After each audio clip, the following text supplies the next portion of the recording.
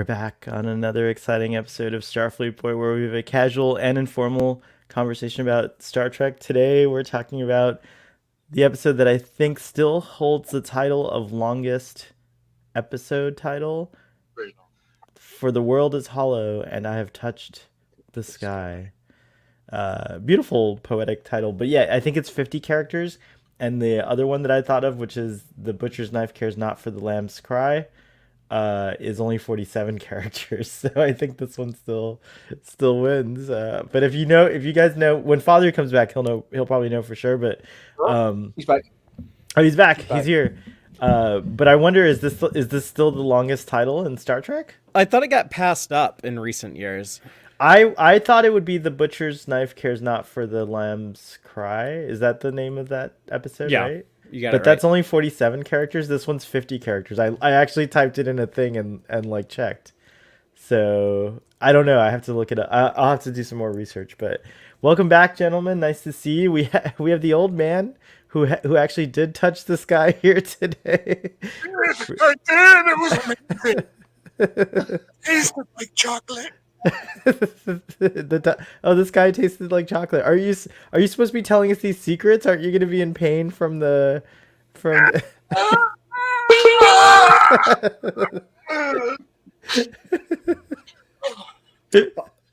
I still think he looks more like Doc Brown. He does There you look go. more like Doc Brown. Me too. Brown's That's right. the old man Exactly. from the Audience, nice to see you. We have Blue who says, "Hiya, listening on another tab while I work. So happy about this episode." Ooh, share why you're happy about this episode. I like this episode too. "Hi everyone. I haven't done my homework, so I'm just popping in to say hello and give a quick love you guys. Love you too. Cake is eternal. And hey crew, Saturday greetings." We already have a question. Wait, so did Kirk not defeat a computer by tricking it this time? Bummer. Yeah, no, it was just the manual. They read the manual.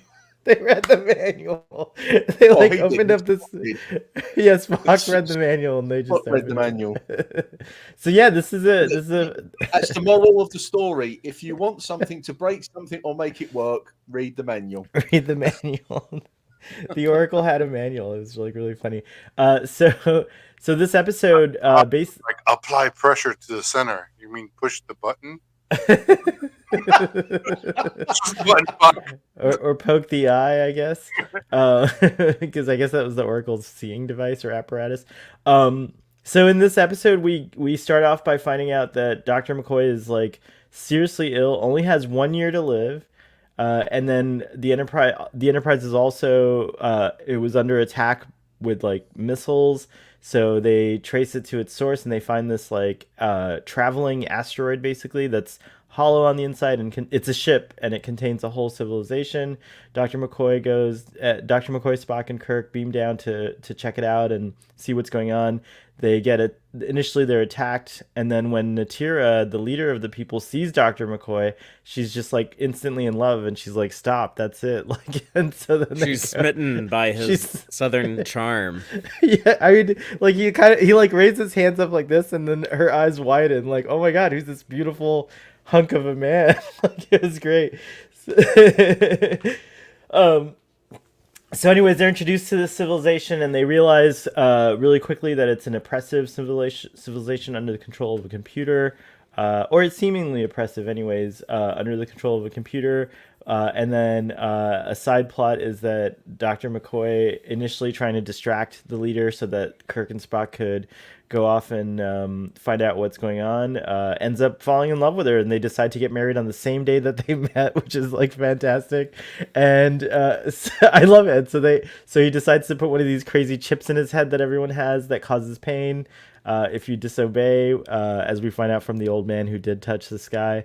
And he decides to just stay behind, even though Kirk and Spock, who were punished and originally were going to be sentenced to death, are let go by Natira as a gesture of her love for him. So anyways, they go off. Dr. McCoy then realizes what's going on, tries to contact the Enterprise, and all of a sudden he's in severe pain, about to be killed. They come in time to remove the little pain receptor thing from McCoy, they go into the control room to try to find the manual, so to speak, and they do it. Not without a little bit of trouble, though. Of course, Natira passes out in pain as well. They have to remove her chip. The whole room turns into an easy bake oven, and like I guess the the Oracle at that point couldn't shock them anymore or do anything, so he just thought, like, let's bake them all to death, like let's just like, or whatever. But they're able to realize that it's been malfunctioning, and there's been a course change because of of another malfunction, and so Spock and Kirk fix it. They say it's a lot Easily like corrected. Easily corrected. That's right. They fix it. Natira decides she has to. Even though it was great being. Control Alt Delete, Captain. Yeah, Control Alt Delete. Natira decides that even though she's totally in love with McCoy, she can't ask him to stay. His destiny's in the stars. He has to go out there and live his life and find a cure. And that she has to lead her people now that the course is corrected. And so, just as easily as they got married, they got divorced amicably. And well, they didn't divorce. They separated. They separated. Okay, they got separated amicably, and ironically, the what were they called? The species, they're called the Ferelli. What are they called? Do you guys Farini, remember? I think. The Farini, yeah, the Farini. Farini. From planet Italy, and so the Farini happen to have Very Italian, isn't it? It is. It's true. So they happen to have the cure for Dr. McCoy's condition in their databanks, and so That's very convenient. That, like, right after you get Farini. diagnosed with it, literally the next group of aliens you run into have the cure. have the cure. So yeah, so they're able to cure it all in one episode. It's so great. I love episodic television. Like, no suffering with this disease for like months on end. Gotta until hit the that end. reset button, Gotta baby. hit that reset button. It's true. So yeah, and then Kirk gives the good news that we can we can be at the planet the ship's headed for when they arrive. We can do that in 390 some odd days. Don't worry, Doc. And that's it. That's the Don't whole worry, episode. you'll still get laid. Yeah, We'll get you there. You'll get see. I got your back, bro. I'm looking out for you. And then the only other gag that I have is Natira. I just met a girl named Natira. There, that's it. It was like it was not like West Side Story, but I just thought Maria and Natira had the same amount of syllables, so I thought, why not? That's it. There's the episode summary, and I gave it. I didn't even ask one of you guys to do it. How about that? Fabrini, Oh, no, I mean, the way it's spelled I mean, there by wall. Do not obey. Fabrini. Fabrini, who later invented Febreze. Yeah. Maybe. Another one of I mean, their you think scientific about it, breakthroughs. the Oracle is a more advanced air fryer. So you've got Febreze, you've got an air fryer, you got. That bothers me that they're doing the temperature in Fahrenheit instead of Celsius. Because Star Trek should always be Celsius. It should be. You're right. It should be metric. Instead of being 120, he should be saying 45. But then all the Americans would be like, "Oh, that sounds cold."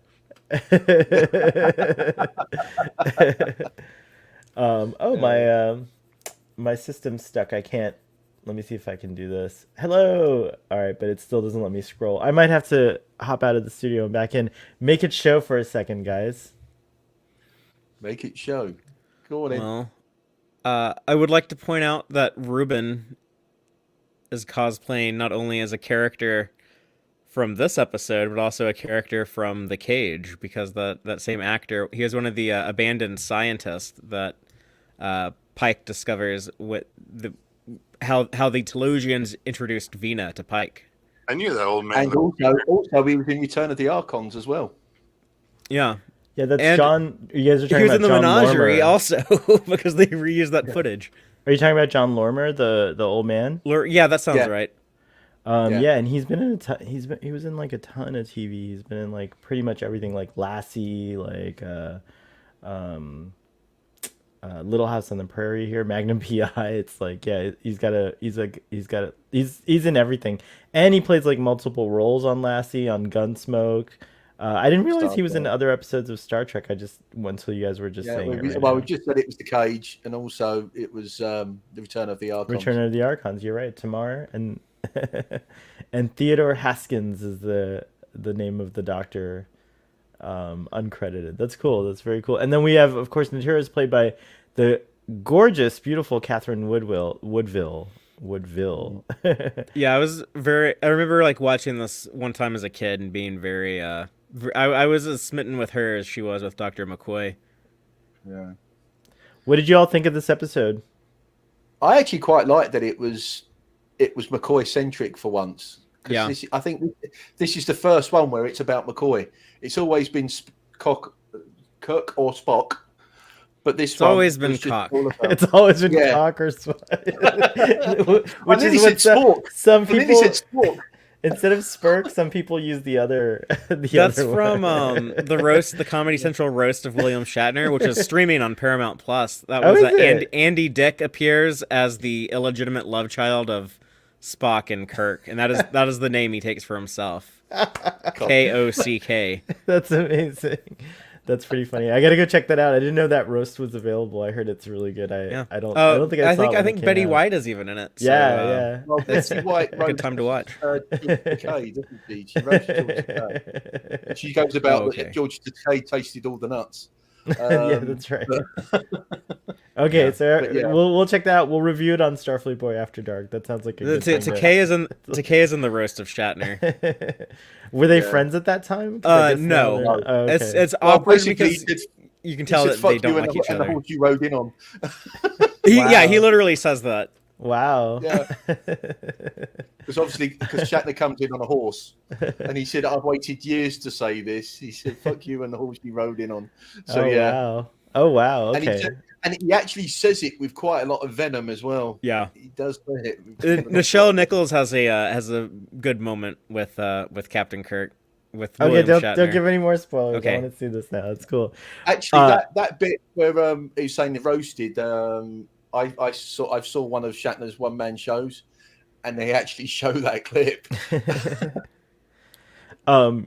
You were saying you really liked this episode, Ian. Also, we have a question. Why did the Fabrini not just tell their descendants the truth? Why torture them and keep them dumb? What did you guys think about that?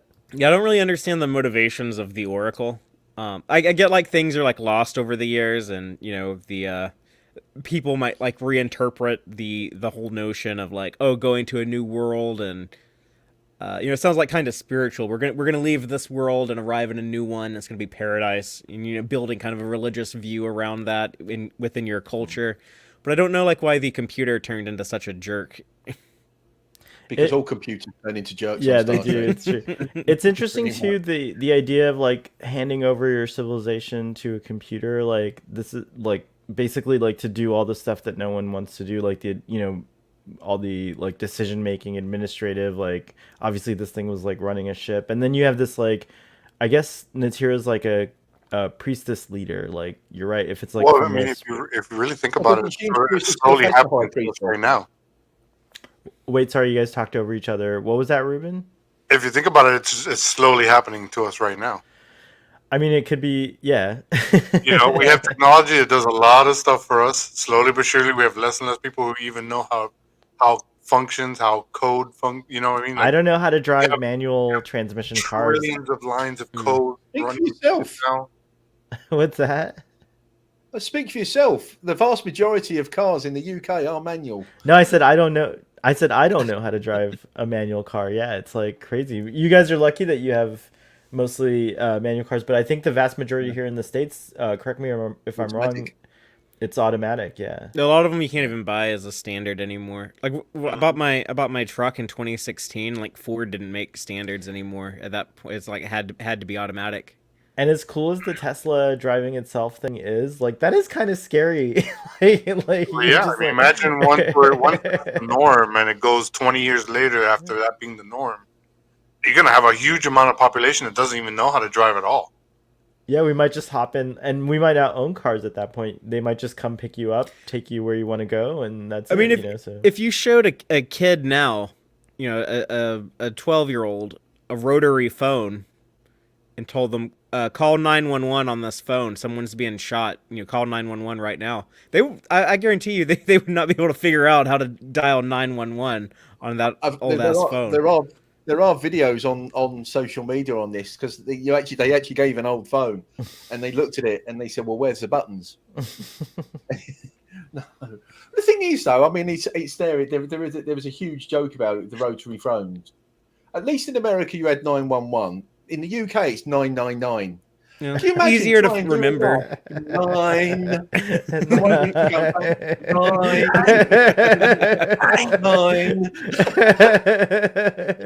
Nine. That's a really good point. There's the episode of Star Trek where, I mean, it's probably a few of them, but the one where Kirk and where Cock go back to the gangster world and they have to drive that car. Spock knows the routine from reading about it or whatever. Oh, you got to press this and then that and Yeah, that. you got to use the clutch. But he's like, what the hell, And only like Tom Paris really only knew how to drive a car, right? Like Tom Paris did. That's right. That's interesting. Yeah. Like, it's interesting how it seems silly that we would forget things like that or forget easy things, but like it's actually not that far fetched at all. Nice to see you, Cerulean Blue. Cerulean Blue says, in the U.S., carjackers leave manuals behind and rob an auto. It's probably true. That might be like a good theft deterrent here in the United States. Wall do not obey says maybe the computer got sentient and just enjoyed torturing people. This is like a possible. I mean, it's what are they? How long were they on this asteroid? It was like, or on this ship? It was. Did they say 10 generations or 10,000 years? I think they said 10,000 years, right? I think it's 10,000 years. That's an insane amount of time to be traveling in an asteroid. I mean, like Kirk marveled at that in the episode. He was like, how many generations have lived and died not ever knowing they were aboard a starship? You know, it's like really crazy. Yeah. I mean, also the rules that you couldn't go out and you couldn't touch it, and obviously the old guy was saying, "I've climbed the mountain. I've climbed the mountain. I've touched the sky." That was a really cool concept. I thought it was a little funny, the way the old man just kind of like reacted with that like chime playing every time he, had that reaction and stuff like that. But also, once I got my giggles out of the way, I just thought that was like pretty profound. He's like this like old guy's just like kind of wandering. He knows the truth. He hasn't had a chance to talk about it with anyone, and then he meets these strangers from outside, and I thought that was really cool. Like Kirk's like, yeah, there's like stuff out there. It's like everywhere, like like up there, out there, and he's like, no, but well, I've been out there, and I know there's a wall, like basically, like I climbed a mountain, and that must be so cool. I would like to see that. I would like to see that. To me, that's like an interesting symbol. Like I would like to see that illustrated and like, or maybe even like as an art piece, like depicted this like old man, like, well, when he was younger, like climbing up, and then like, what is that? Like, why does the sky seem so close and touching it? I don't know why I was like moved by that. Just realized what it is. This is Star Trek's version of the Truman Show. Of the Truman Show. You're right. Oh my gosh, that's Truman. Whoa, that's crazy. That's a really good. Because Truman is an old man. They should deep fake Jim Carrey's face on the old man. he could do those expressions pretty well. It's true. Arthur says third season bad writing. Ill-conceived. Don't try to figure out why something doesn't seem to make sense. That's the answer, I guess, to that. But no, I actually thought about it. Like I thought, like, although it's not written, like there are, I like the idea of like the Oracle going a little wonky after 10,000 years. Like, no one's been like maintaining him or it and stuff like that. But I also couldn't help but think of, and I'm not going to give spoilers, but there's like a interesting like parallel with Raised by Wolves season 2's opener, and like the idea of like a computer guiding a civilization, if you will. So I thought that was pretty interesting. That again, I mean, you look at it, your computers are going to go wonky. I mean, laptops, everything. If you don't defrag it after a while, it's going to go a bit wonky, and in Buck Rogers, isn't the government like all robots and humans like combined? Like, wasn't it like something like that? They have the robot council. Dr. Theopolis or whatever, right? Is that the name? Yeah. So I feel like this is an interesting concept. I think eventually we are going to be handing over a lot of functions to machines. The way we're headed, I agree with Ruben. Like, I don't know if it's a good thing or a bad thing, but it's definitely headed in that direction. I just hope we don't end up on a hollow asteroid. traveling across we the. we are technically on a giant rock just hurtling Yeah. through space. So, you know, because the To solar be system honest, itself is there's moving enough too, fuckwits in power. They couldn't go much wrong. Worse. To be honest. I loved how T'Pol, Cerulean Blue says, I loved how T'Pol was giving Archer hell about not knowing how to drive a car they stole. I forgot about that episode. Oh yeah, in Carpenter Street, season Ju- 3. Yeah. Jill confirms 10,000 years was what they Yeah, said. I looked it up at 10,000. I read the Memory Alpha summary of That's this like episode. all of our recorded history, right? 10,000 years. Yeah, basically. Oh, yeah. Isn't it? Yeah. So when we were still like, learning how to walk upright and not be wielding cavemen and try to develop like a written language or even like spoken language, like these guys were already pioneering space travel. Yeah. Yeah. Not yeah. And they had like what's interesting to me is that like I wonder where they're coming from though, because like I guess the ship is traveling at sublight speeds, but like I'd be curious to know what the point of origin was. Like what journey would take 10,000 years. It seems like Voyager was only gonna do 70, but that was at warp, right? Like Yeah. So I mean, they're going a lot slower. yeah. Yeah. You think about it, if you're doing just sort of a slower speed, 9 times out of 10, I mean, that's what probably we will do is suspended animation. Instead, it's generation ship. It's just a generation ship that people will just live and die. It is a generation ship. We see this concept again in Star Trek Discovery just recently in the newest season. There was this, except they were hibernating. They were asleep on theirs, but it was a similar thing. It was like a hollow, like an asteroid basically that had like a whole. And then it was the moon of their planet. Yeah, it was a moon. Sorry, it was the moon of their planet. And then I think there were even like interestingly like they were homaging the symbols, like how that one obelisk that had the manual inside of it had the like sun and the that kind of it was like the same backstory. pictogram, right? Their sun went nova, so they had to evacuate the whole planet population. Discovery also gave us another. I think our first, or no, I think I feel like since this. Did we have a generation ship on TNG, DS9, or Voyager? Did we ever see one? Voyager we did. Okay. Doesn't Harry Kim fall in love with one of them on the generation ship? Okay. And we also know that Jankom Pog arrived in the Delta Quadrant on a Tellarite. Or no, it was a sleeper ship. Never mind. He says it was a Tellarite sleeper ship. Yeah, very interesting. I think they found art that was 30,000 years old on Earth. Oh, nice. But I think recorded history might be closer to like 5 or I don't know. I'm bad student. It's been too long since I've been in. Where's Robbie? He's in high school. He'll know all these things. I don't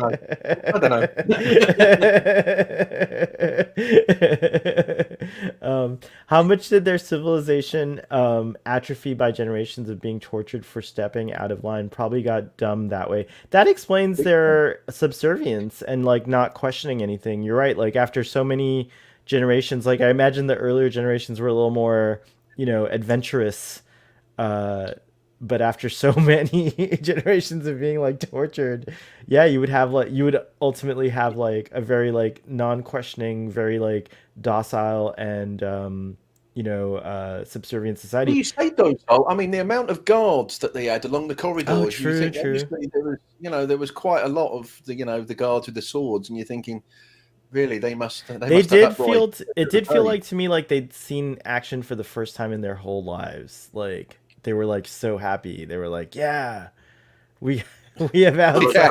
Like, 2 guards in a Monty Python.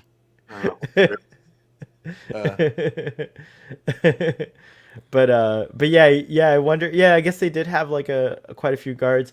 What did you guys think of what did you guys think of the like costumes? I personally liked them, but they reminded me a lot of that other episode with with the ponytail guys and the rug things. Like it did feel like Ruben Oh, Friday's Child. Friday's Child. Yeah. Yeah, I wasn't on that show, but I was listening to y'all, and y'all were just like ragging on the look of those people the whole time. I was like, I actually kind of like that episode, but y'all were not having it. It's a good episode. Yeah, But I think so too.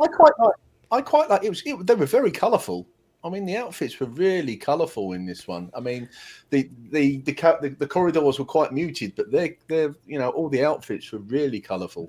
I thought there was like Ruben's wearing a kimono, I think today, but it looked kind of like that. Like it had a very Asian influence. Yeah, it had like a very Asian influence. Thing is, though, I imagine Ruben walking around in a kimono quite a lot. That's like a that's like a way you imagine. I can't wait till we get to I can't wait till we get to Elaine of Troyes, because there is some wardrobe in that episode. Yeah. I think I'm trying to we're gonna have remember. fun talking about. Yeah. That was... Is it like okay? Well, we'll see when we get to it. Father, I didn't actually. So you were starting to say you really like this episode. What more do you like? What do you love about it, or what do you like about it? I didn't say that. Oh, I thought I heard you say when Ian was like, I really like this episode, and you're like, I do too. So I mean, I do like it, but yeah, for the same reasons that Ian said, I like the McCoy centric story. I do kind of wish that they had done like a little bit better job with the Oracle's motivation and done something that you kind of punch up the third act of the story. But overall, it was cool to see. Like the highlights of this is McCoy and him, I guess, getting a fling. I don't know if I can call her like a true love or anything, but him also like facing his own mortality. Kirk, when he breaks the news to Kirk, and you really feel like the weight of like, oh no, I just found out my friend is gonna die. Then like when Kirk tells Spock, and you see like the interaction between Spock and McCoy, all that stuff is really great, even in season 3, where some of the episodes definitely don't feel anywhere near the same caliber as seasons 1 and 2, but you still get those great moments like that if you're a fan of the characters. I had really low expectations. Oh, go ahead. Sorry. So I was going to say, I actually quite like the out and out argument that him and Christine Chappell have as well. In the beginning, yeah, that was there's really good cool. Chappell stuff. Yeah, Chappell is in season 3 a lot. She actually gets a lot to do in season 3 and a lot to do in the animated series. Yeah, but I think the all-out argument before Kirk gets into sickbay, and then that familiar, whether it's sisterly or whether saying it's a year, just make sure every day counts type thing. Yeah, that bit, before he gets onto the transporter, those were quite touching moments. They hint that there's a bigger, they hint there's a deeper relationship there that they hadn't really like shown before, but they give you enough glimpses of it here that you understand that, oh yeah, that's definitely there.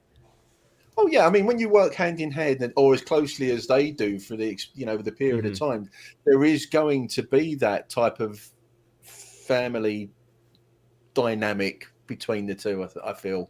Mm-hmm. Yeah, and I think it is shown well in this episode.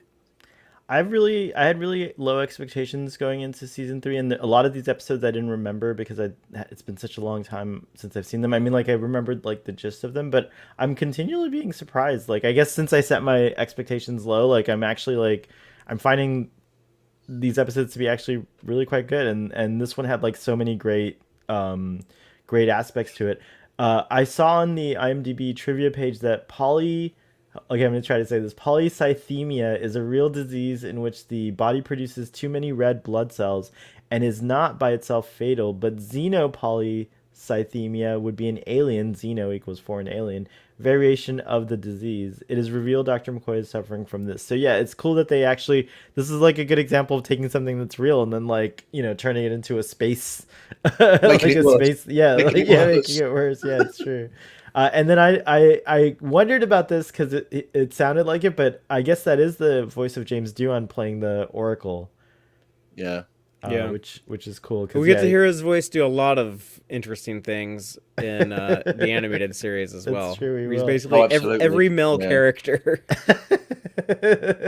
other than Kirk and Spock and I guess whoever else came back, right? and Sulu and McCoy. And Sulu McCoy, that's cool. And then every now and then they'll bring in a guest star from the original series. But for the most part, yeah, James Doohan is all of the male characters, and the female characters are either Majel Barrett, or then when she is pregnant with Rod, then it's Nichelle Nichols doing all the female characters. Yeah.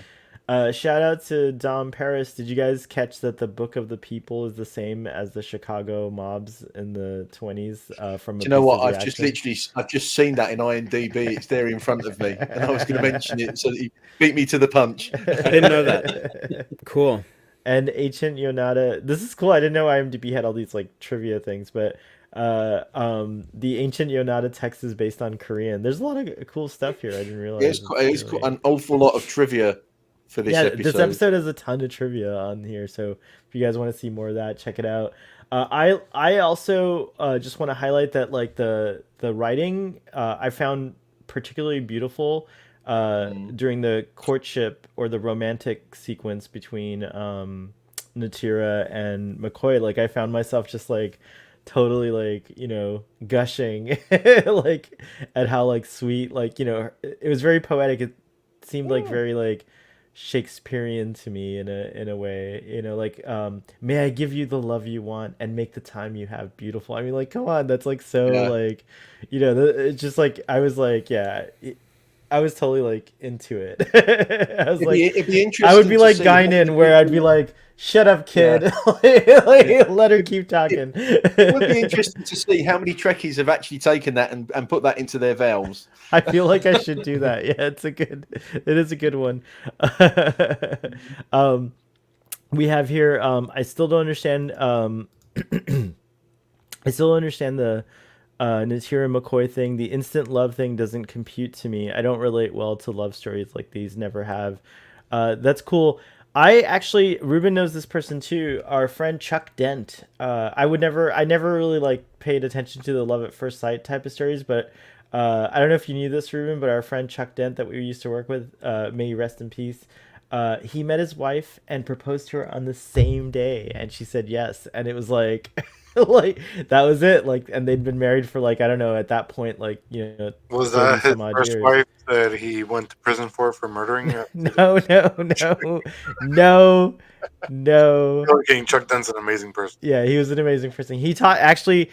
The fact that we're broadcasting, he might be smiling from you know the other place from the Nexus, because I was his production assistant, so he taught me all the things about mics and recording and you know like splicing and editing the old-fashioned way on tapes. So it was really fun, and Ruben just delivered mail to him. Ruben had no real interactions with him, but no, I never looked him in the eyes.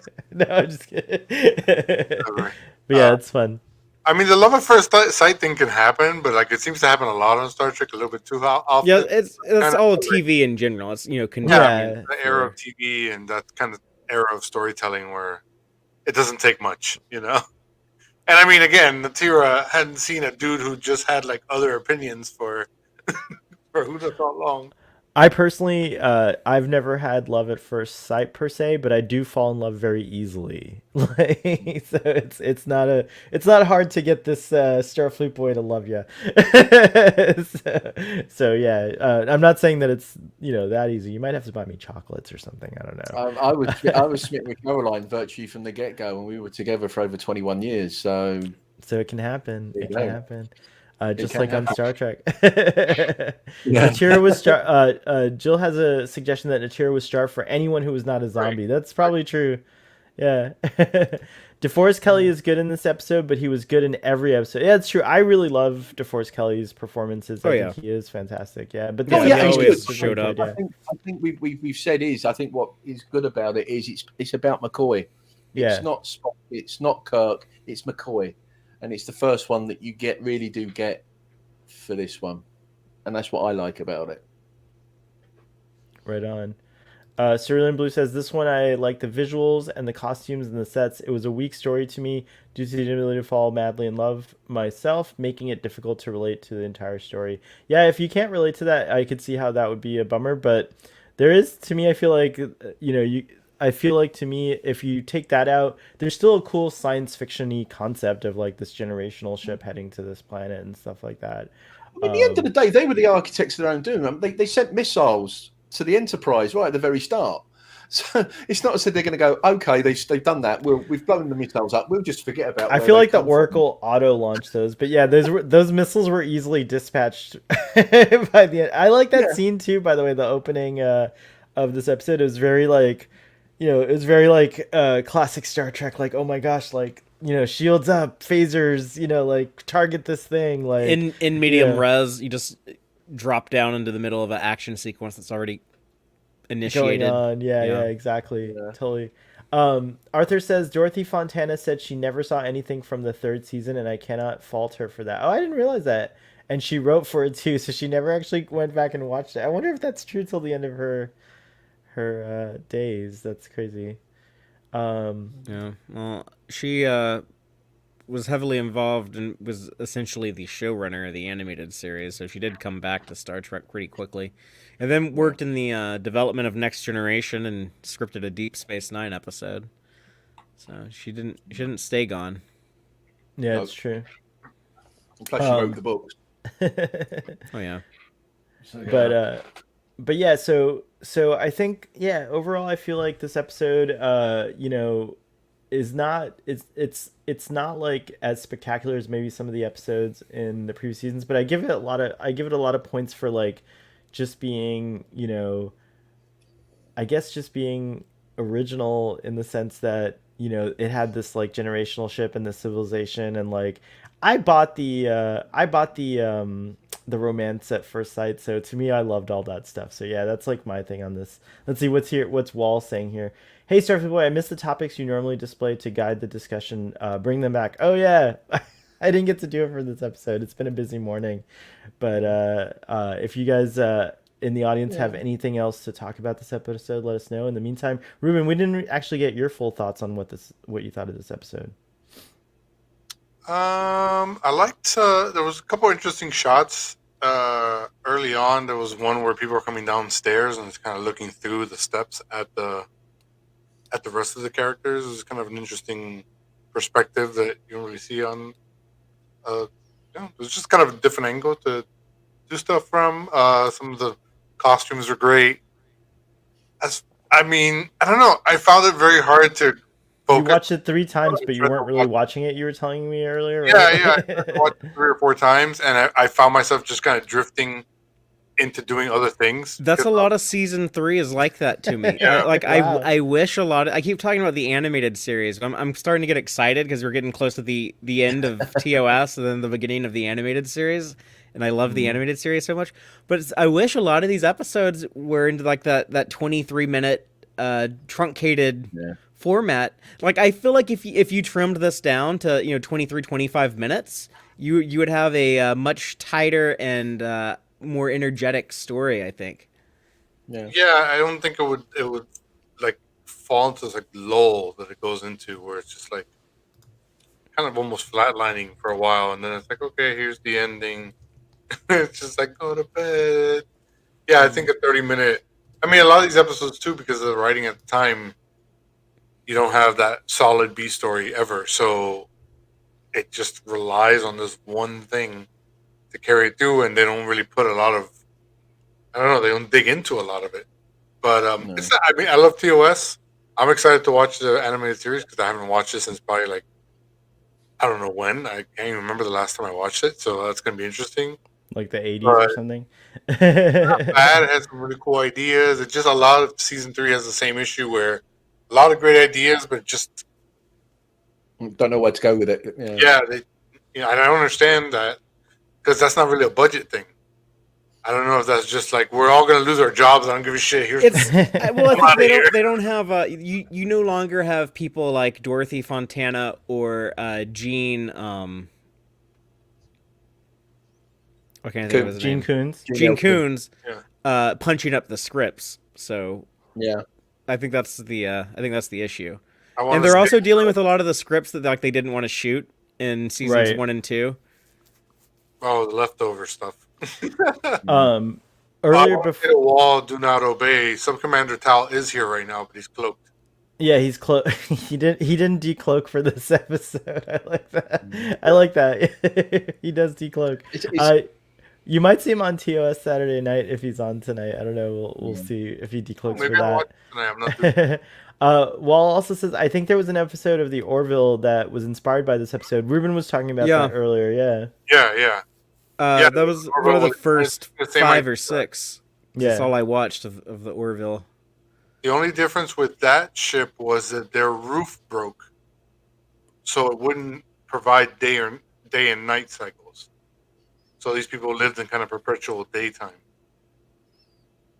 Which is crazy. That's how folks in Alaska and maybe like Norway up in the north, in Norway and Sweden and Finland up way up there live, where In it's the almost Arctic perpetual. Circle. Yeah, Yeah. for a while. Yeah. Yes, the Orville is back cerulean blue. And I didn't hear it, but I didn't have a chance to listen to it, but I saw the visuals for the next season. They look like they really went all out with their budget. Looks like June- Yeah, they- it June's was going to come second on back in Hulu. March, and they pushed Yeah. it back to Back. the summer. June 2nd. It's Yeah. June 2nd on Hulu in America. So anyway, but yeah. Just to I like to make my audience happy, so Dr. McCoy's marital status. Let's talk I about think we this. agreed he's separated. No, I realize Yeah. that, but like, okay, so there's some so in the Prime timeline he never was married before, right? That was a 2009 Star Trek thing. No, but that that he'd been divorced. No, that was that like was a always thing? an idea for years and years and years. And But it did it would have make it on been it would have screen? been mentioned Oh. on screen, but it got like it was Oh, always cut from the script or something like that. But yeah, the idea was always that he was married and he had an adult daughter that Yeah, they he had a wanted daughter, to yeah. they wanted to bring in for Way to Eden, and then have like, because they had this idea in the writers' room. They always wanted to do is like, we're going to meet McCoy's adult daughter, and Kirk is going to get the hots for her, and then that'll be really fun to see like those sparks and that drama, right? But then when they finally get to the Way to Eden, which we'll talk about in a few weeks, I'm sure, they decided like, oh no, we should make this Chekhov's ex-girlfriend instead of McCoy's daughter, and we lost that okay. whole storyline. Yeah, I know it's on the obviously there's a lot of books, and they've actually mentioned a book with his Yeah. daughter in this yeah, as so well. that's what I so- saw that on. I think Jill was the one who pointed me in that direction, like on Memory Alpha, that like they had mentioned, but I don't think. I guess so. In Prime, quote unquote, it never made it on screen. Correct. That right. Okay. So. Yeah. So, but the first time we actually hear of that on screen is in the 2009 Star Trek. So that's In the what I Kelvin thought. timeline, Yeah, yeah. in the Kelvin timeline. Yeah. So that's interesting. Okay, Yeah. cool. So as far as we're concerned, this was his first marriage and his first separation, like all in one day. Well, no, just this it's- is the first one like confirmed. Confirmed, I we guess. Yeah, we that's can true. assume he probably still had that divorce. It just we can't say like 100% certain because Yeah. they never say it on screen. Yeah. No. It is I sad. I assume that was the case, but It is sad because Bones never. I mean, like even in we don't on screen we never get anyone else's like love life really, except for Sulu, who we find out has a daughter later on in the prime, in the Prime timeline and so on and so forth. But as far as that, we get like, I mean, other than Kirk and maybe Spock, a little bit like here and there, but Kirk's really the only person we find out, more about their love life and stuff. I like to- Well, you find out Chekhov in a couple of episodes time. yeah, in you a find couple out of episodes, I Chekhov guess as well. it's true. In my headcanon, Bones had a harem. No, He kept feeding Groovy with the best stuff from the sick bay. If you know. no, this. well, is he not- might go back to this planet for his retirement, for all we know. That's a good point. Or was that where he was when he was wearing his 70s disco garb? And No, like, that was on Earth. They beamed him up from Okay. Earth. But I think it would be neat if he did come back and visit from time to time. yeah, like Ladies. Well, it's that line at the end, isn't it, where Kirk says it's only 300 and whatever odd days until they get there. I'm sure we can we can be back in time to see this. it'd be neat to see a follow up on the Yonada civilization, the Fabrini, and I guess the Yonada is the name of the world that they were in. That they That's the thought name of they were their on. asteroid ship. Asteroid, yeah. So Yeah. yeah, the Fabrini. Ball. What's that? their space meatball, their giant apple. I would really like to see a follow up. Like I think a good show to do that always is Lower Decks though, but it's gonna be a funny twist on it. But maybe Discovery could too, because like the Fabrini by the 32nd century could be like, builders of like Dyson spheres or something like that. Who knows what they've Maybe they become. just went around like they got slingshot around the sun. They're coming back. It took. I don't know if I'd be curious to see these people again, because the only thing I found particularly interesting about them was, McCoy's relationship. So without that, I don't know if I ever You're ever would gonna be would care curious to about them? revisit these people. But if you do want to see original series ideas get revisited, I'm doing like promotional stuff for the animated series, but the animated series I love does that. revisit a lot of locations and characters from the original series. and they create scenarios and places that are used again in Enterprise and everything else that Oh you yeah, first see them DS9, in DS9. So Lower Decks, there's a lot taken in Enterprise. Lower Decks. Yeah. Hey, Stress Free K, welcome. Stress Free K says, "OMG, I felt so bad about bashing the animated series, and here we are again. The minute I drop back in, well, hopefully you'll get an appreciation for the animated series when we cover it. By the end of the year, I think we'll be there. Yeah, so, you should watch it with us. Watch it with we us, should that'd be see if cool. we could get Aaron on some of those. Yeah, I'll definitely invite Aaron. That's cool. It would Or be Rich, really nice. Rich Shepus, who co-wrote the book, The Guide to the Animated Series, with them. Yeah, they're both cool guys, so I will extend that invite. Thanks, Father, for reminding me about that. But yeah, I think that's a good idea. I always imagined McCoy as more of a confirmed bachelor, says Stress Free K. Yeah, I don't know. I like. I mean, he was ready to be in love and married. Well, he and stuff. also Yeah, was it's like, true. I have less than a year to live, so Yeah, it's true. Why not spend a year in like? yeah, like this seems like a this nice way relationship? to grow old and die over the next 12 months. Cerulean Blue says, I used to be that way, heck. I have Ruben blocked on Twitter because he tweeted hate about Trek once, but I'm starting to soften in my older age. Wow, Ruben, you tweeted hate about Trek? Shame on you. Wow. I blocked Ruben. I honestly don't even remember ever really tweeting. Don't feel bad, Cerulean Blue. I blocked Ruben too, so like, I blocked me too. yeah, don't feel bad. I can't even see my own account. Actually, personally, I try to maintain a no block policy, but unfortunately, my Twitter account has 10,000 people blocked because I followed a link that Will Wheaton posted. I thought I was gonna block he's not even on Twitter anymore. Yeah, a handful of trolls. I thought I was gonna get like maybe 20 or 30 trolls, maybe 100 trolls, and no, all of a sudden it's 10,000 people, and then I can't. I try every year. I spend like a day where I just try to unblock them all, but then Twitter has this like problem where if you do too many things like repetitively on Twitter, this is like way off topic. I'm sorry, but if you do too many things, speaking of AIs like being punishing, if you do too many things repetitively on Twitter, they think you're like a robot or that you've like automated something, and then they suspend your account you can't do anything. You can't you can't retweet, you can't do anything for like a day or two to like make you cool it. So like it doesn't incentivize unblocking people en masse, but it lets you block people en masse, which is weird. So I don't know. It's the only thing I can think about is when I wrote my Picard season 1 review, and that got tweeted out, and that wasn't very nice. Wow. By the way, Ruben will be on our auxiliary discussions for Star Trek Picard, not the main discussions. There's I'll be gonna on be the like main show, but yeah. Actually, I'm creating a whole new YouTube channel, and I'm not going to tell anyone about it. And I'll like make Ruben think he's on Starfleet Boy, but we'll just be on that YouTube channel. No, I'm teasing you, Ruben. That's when it backfired and you get the best viewing figures. I know, all of a sudden that channel blows up or something. Yeah, it'll totally backfire on me.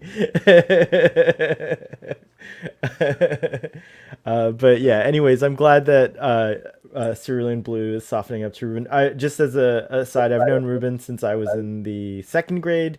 So I've known him a long time. So I want to leave me blocked if I watch Picard season 2. we just leave me blocked.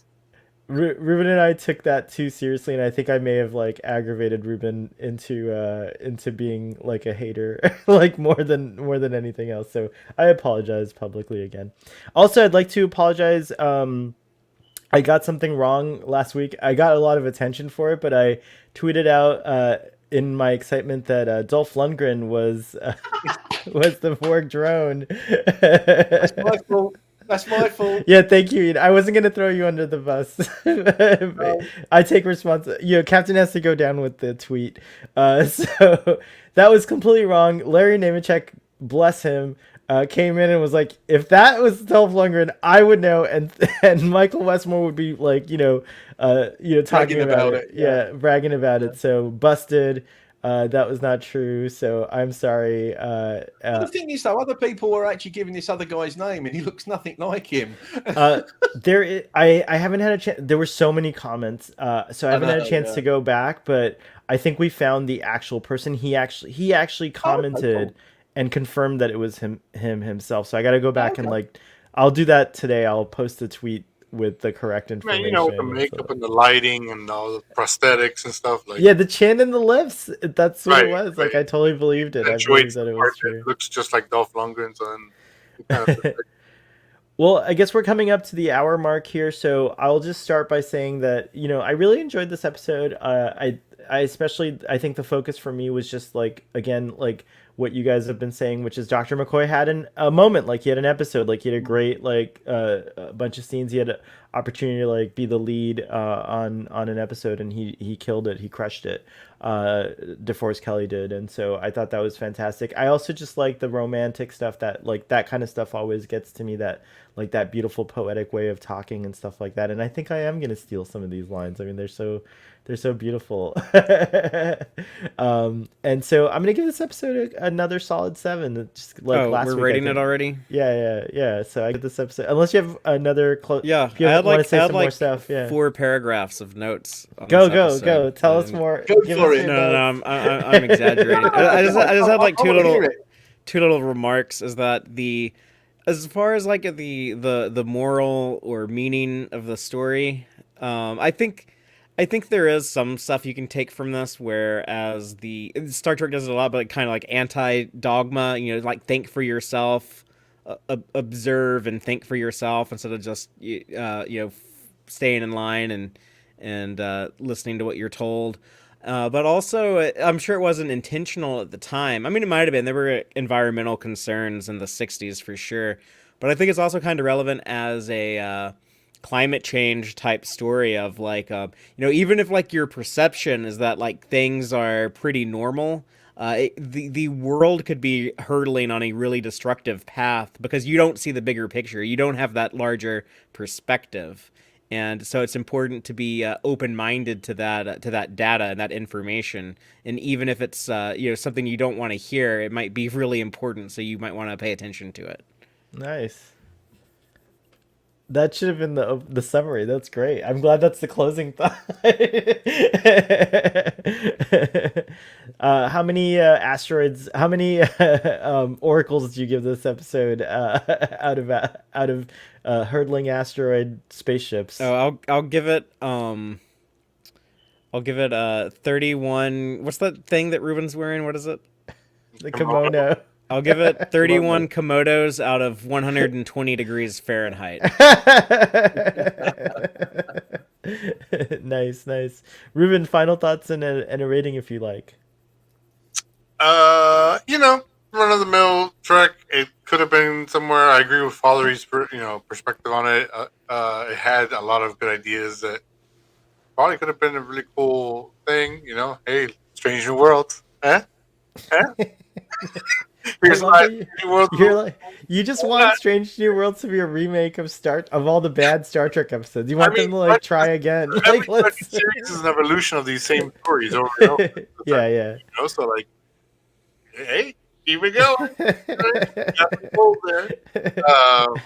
It'd be funny if they encountered the asteroid like before the Enterprise did, but I mean before Kirk and crew did, but they did nothing about it. They were just like, by the way, a sphere type object traveling for 10,000 years. Also, the sphere from Discovery season 2, you just reminded me, was traveling for like an insane amount of time like that or something. You know, it was on a big orbit around the galaxy.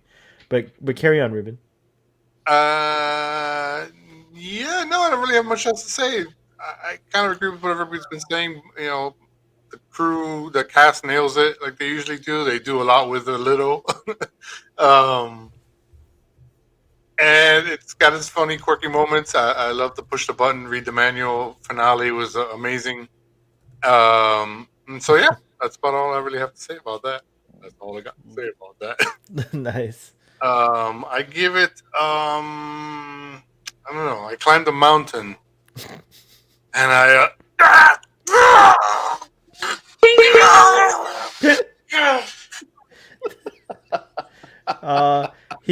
he was an old man and foolish. And Ruben so, is like our Kenny. Like, he dies in a lot of episodes of It's true, he Starfleet does. Boy. Oh my God, you killed Ruben.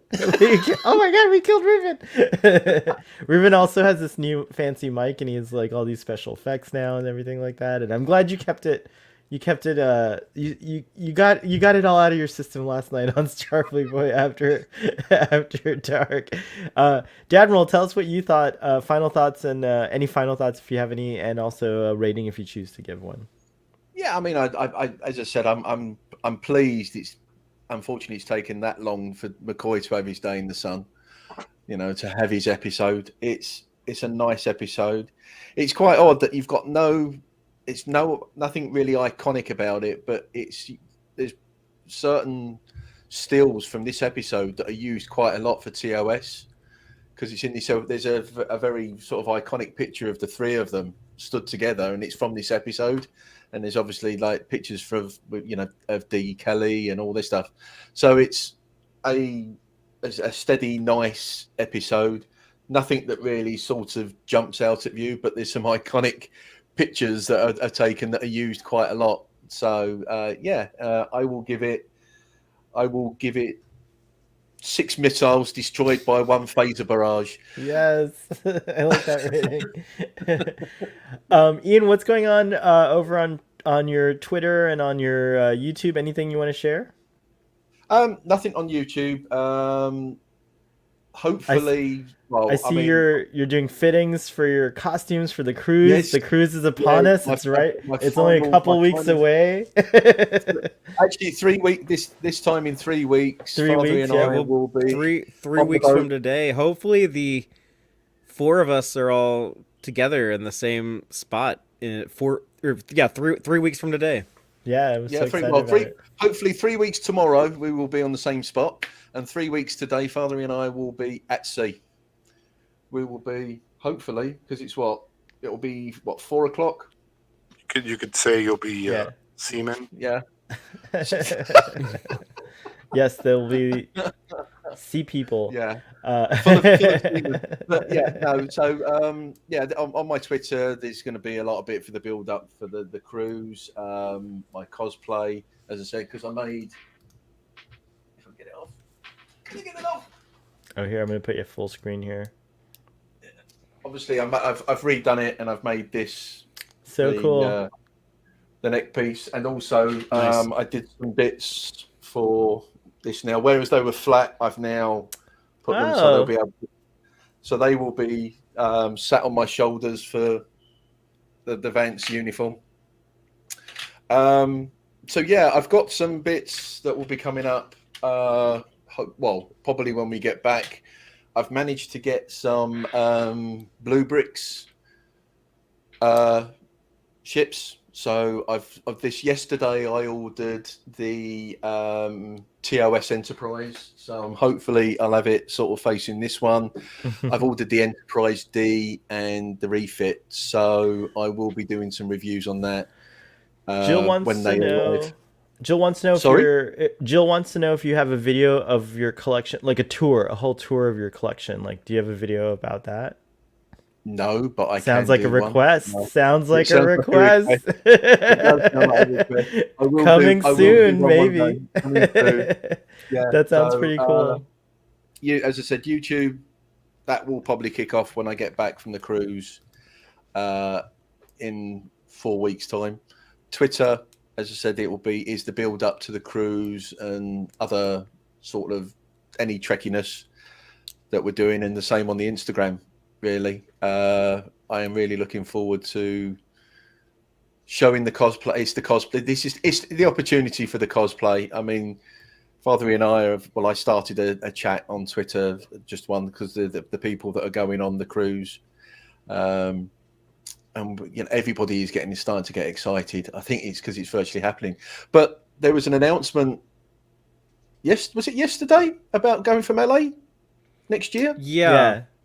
Yeah, So the 2023 2023 cruise is taking off 2023. from So Los Angeles. Next year, it's going from Los Angeles next year. So, if anybody's thinking about going on the cruise, you'll have a chance next year. And I What are the might go again destinations next on that year. one? Yeah, do you know what the destination? I saw a poster. They're all I think, they're all right? like Mexico Bay. It's all like Baja Oh, area. cool. So it goes south. That's nice. Yeah. Yeah, Those it's are going nice south. waters. You get whales in those waters too, I think, if I'm not mistaken.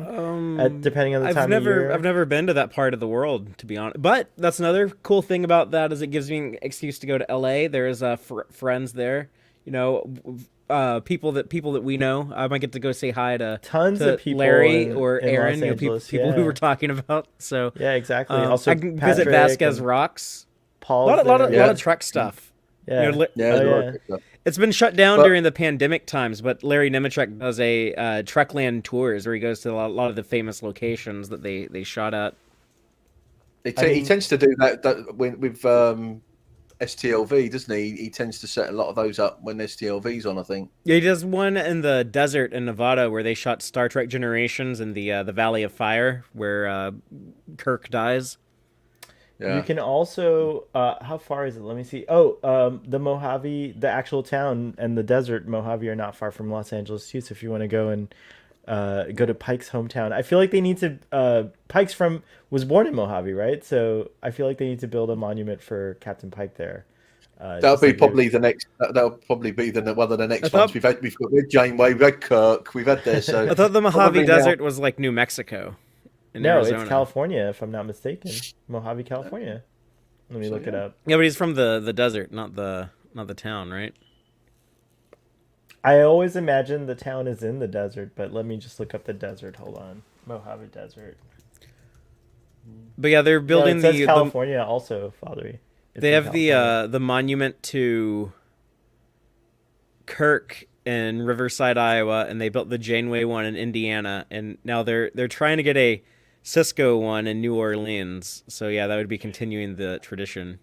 The tradition. Yeah, I could see quite a few people going to New Orleans to see the Cisco one. Yeah, I would go. I mean, that's a drivable distance for me.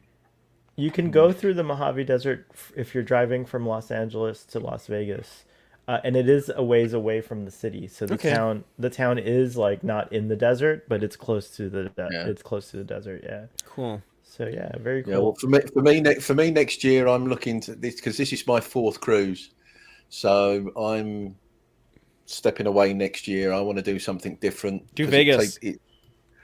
Well, yeah. I mean, it's financially, it's quite a drain on me to do these, but yeah, I'm going to do something different for 2023. What I'm going to 2023, I don't know, but I will. I'm going to try to make it across the pond at some point and go to a Star Trek convention out there, something like a DST or something like that. Well, that'll be October, really November, either this year or next year. Yeah, Sohel is like determined to like never go to Star Trek Las Vegas. Like I always like suggest like going there, and he's always like, no, like I'd rather like fly across the world to another continent. It serves two purposes. I miss the opportunity.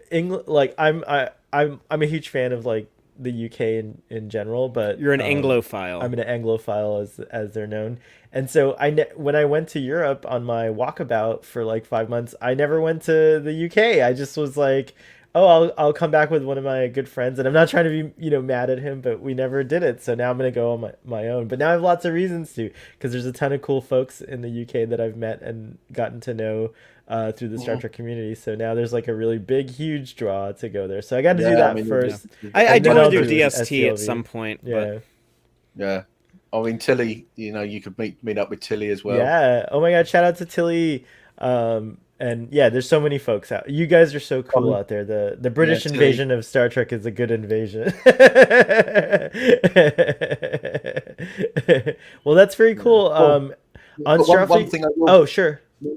one thing I will do, I've booked some out, some excursions, but I have booked my picture with Sonequa Martin Green, and I will be doing it in a Dadmiral outfit. I don't know which one I'll be doing it in, but I will be. So it will be the Dadmiral meets Burnham. That is the one picture that I am having done on the cruise. That's awesome. Very, very cool. I forgot Sonequa Martin Green's going to be on there. She seems like so much fun. I can't wait to hear. Yeah, this is going to be great. So in 3 weeks. Recently, there's so many more people that all of a sudden, because Terry Farrell's the latest one. A lot of DS9, a lot of Discovery. But they have someone from every show, I think, except for the Strange New Worlds or the animated shows. But everything else, they have at least a couple people from every show. You've got Picard, you've got Discovery, you've got Deep Space Nine, TOS, because obviously Walter and George Takei. You have Denise Crosby and John Delancey from Next Generation. Yeah. John Billingsley, Anthony Montgomery. Wow. And Connor Trenier. Yeah. Connor I remember your anecdote about Connor Trenier, Father. That was funny. Yes. You've got obviously you Voyager. You'll have their Voyager as well. So Sherlock Lofton. So you've got DS9 as well. Very cool. A lot of people. I give this episode a 5.5 from Blue. Arthur gives it a 4. We get, let's see here. I thought I saw some more readings. 6 Hollow Worlds, because I like this title. Yeah. 5 dead old men out of 10 zombies. Those are really funny. And then I don't read the riot act at every episode, but I just want to say to the chat, like, I do love all the discussion that's happening and stuff like that. But yeah, if we could keep it PG, that would be great. But you don't, like, just try your best. Ruben's done it. We finally got him to be PG on the daytime show.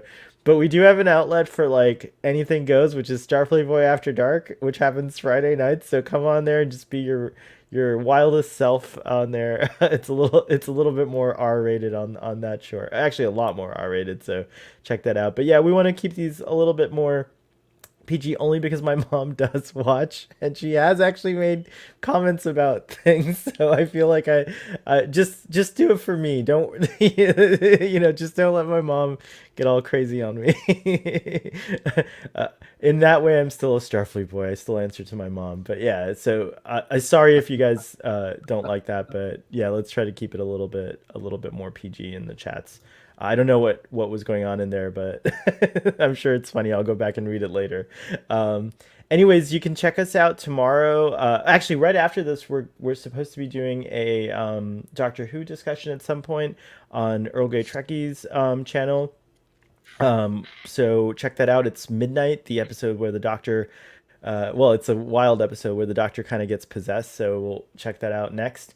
Over on his channel. Then tomorrow, Father and I are gathering to do the Impossible Box. That's Star Trek Picard fan watch along and commentary. So please come check that out. And then the following 2 weeks, we'll be doing them 2 at a time. So double features. So we're really excited about that. Tonight, I think the boys from Drunk Space Nine and I are gathering to talk about the Mandalorian. I mean, sorry. Damn it, I did it again. I was doing so good. The Book of Boba Fett. Just basically turned into the Mandalorian for the last 2 episodes. Right, yeah, it's true. But yeah, we're going to talk about the Book of Boba Fett. So that's going to happen around 8:30, 9 p.m. And if you guys are interested, I'm not sure what we're going to do, but there's been a lot of requests for me to talk about Raised by Wolves. So keep an eye out for Raised by Wolves announcements. I don't know when we're going to talk about it, but it'll be on the After Dark channel, but more of a daytime discussion. So check that out. All right, folks, live long and prosper. Thank you so much for coming and joining us in our discussion. We really appreciate all your time. And don't forget to like and share and subscribe if you don't mind. And also, we're trying to get Father E's channel, Text Trek, up to 1,000 subscribers. So if you have a chance and if you haven't done so yet, please subscribe there as well. Yeah, as well as Truck Cat. And Ruben doesn't have a YouTube, so don't worry about Ruben. Just block him. Oh, by the way, you can soft block Ruben. You don't have to block him. You can just mute him, and then you don't see his tweets, and then you're not really blocking him. So that could work too. All right, see you guys